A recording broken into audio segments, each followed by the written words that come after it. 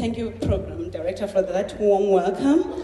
I would like to first greet our guests, our honorable guests, and also thank the VUT and the organizing team for this opportunity. Greatly appreciated to actually come here and share part of my story with you. Can we see the slides? I prepared a short presentation for you.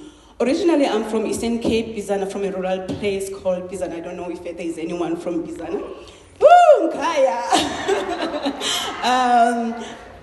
So I started there, and then from there I went to UCT to do my BSc. From UCT, I went to VET to do my PhD. So I did my honors at UCT and then came to VET. But what I'm going to share today is actually 5 points that I extracted from my book.